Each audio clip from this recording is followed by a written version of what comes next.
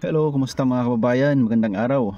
Ngayon nga pala ay magbibigay tayo ng konting update po, no, para sa mga kababayan natin na nasa Europe country na, no.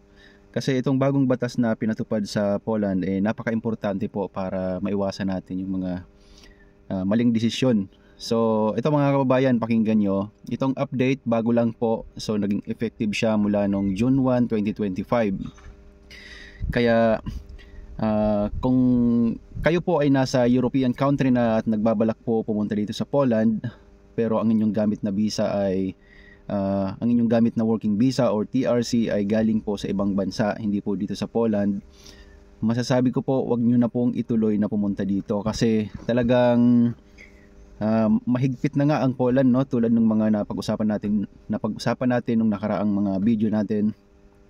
Kaya wag nyo na pong tangkain or subukan na pumunta pa dito kasi sigurado masasayang lang po yung yung effort natin at saka malaki yung chance na ma-deport dahil po sa bagong batas na pinatupad ng Poland government ay hindi na po pwede i-convert yung mga TRC or visa or kung saan ka manggaling dito sa European country.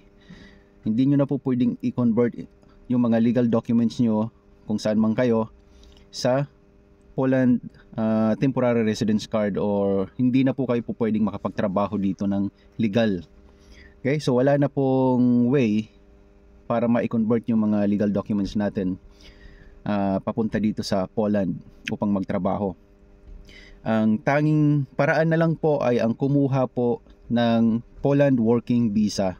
So mag-a-apply po tayo from the beginning, katulad ng ginawa natin nung una nung nag-apply tayo ng trabaho dito sa Europe.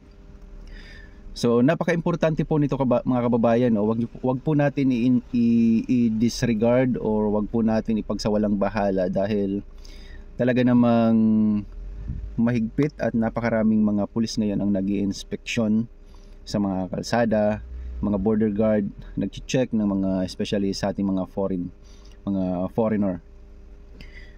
Okay? So yun po mga kababayan, pagdating po sa mga nag-a-apply or nagbabalak na pumunta dito na galing sa ibang Europe country, iwasan na po muna natin kasi wala na pong paraan para mai-convert natin yung ating mga documents doon, no, papunta rito. So yun lang po ang aking may papayo sa inyo mga kababayan. At doon naman po sa mga kababayan natin na nagtatanong, isama ko na rin na gustong mag-apply, yung mga mag-a-apply pa lang papuntang para makapasok dito sa Europe country, dito sa Poland. Yan, so kung ako tatanungin, mas maigi po kung wag na muna dito sa Poland. Stop muna tayo dito sa Poland kasi napakahigpit po talaga at bumaba masyado yung yung percentage ng approval rate dito sa Poland.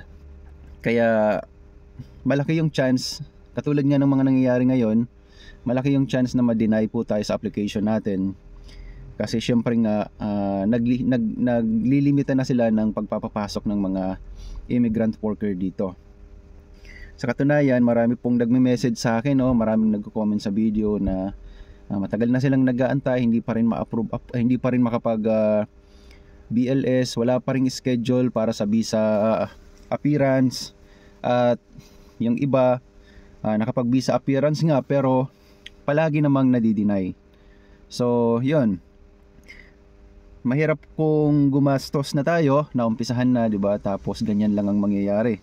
Walang assurance, walang kasiguraduhan or mababa yung percentage na makakuha tayo ng working visa dito sa Poland. Kaya naman, advice ko po sa mga kababayan natin na wag na muna dito. Marami pa namang ibang option, no? Mayroong Czech Republic, yun, kabubukas lang, marami silang hiring. So doon na lang po muna tayo mag-apply saan nga to, sa Finland, 'di ba? Nung nakaraan, nag-open din sila ng napakaraming mga job vacancies. At sa ibang lugar, sa Croatia, Slovakia, yan. Try po natin sa mga 'yon kasi mas maganda po ang approval rate, mas mataas ang approval rate ngayon sa mga lugar na 'yon kaysa dito sa Poland. Okay? So yun lang mga kababayan ang update natin sa ngayon. So hindi na muna natin pahabayan itong video. At kung mayroon pa kayong mga katanungan, mag-comment lang po kayo sa baba ng video na to. At doon po sa mga bago pa lang sa ating vlog, huwag niyo pong kakalimutan na mag-subscribe sa ating YouTube channel at patap na rin ang bell button para lagi kayong updated sa mga susunod pang informative video. At ganoon din po sa ating Facebook account, pa-follow at pa-like and share na rin po para makatulong tayo sa iba. Okay, so yun lang po. God bless po sa ating lahat at maraming salamat sa panonood. Kita-kita ulit tayo sa mga susunod pang video.